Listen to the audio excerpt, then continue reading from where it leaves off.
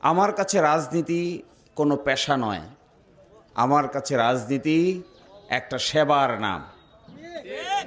রাজনীতি করে যদি আমরা জনগণকে সেবা করতে না পারি, একজন প্রতিবন্ধী মানুষের জীবনকে সহজ করে দিতে না পারি, একজন বিকলাঙ্গ মানুষের জীবনকে কিছুটা সাহায্য করতে না পারি, তাহলে শুধুমাত্র রাজনৈতিক নেতা হিসেবে নিজেকে দাবি করলে জনগণের কোনো উপকার হবে না।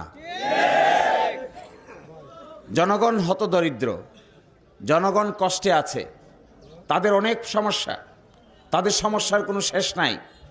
রাজনীতির কেন্দ্রবিন্দু হওয়া উচিত মানুষের সেবা।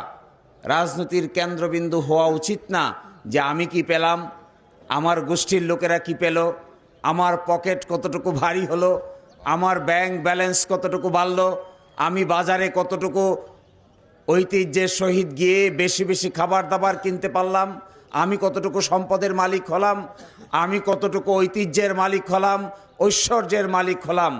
এর চাইতেও বেশি গুরুত্বপূর্ণ হতদরিদ্র মানুষ তাদের জীবনে কিছু পেল কিনা, এটাই হওয়া উচিত রাজনীতির মূল কেন্দ্রবিন্দু।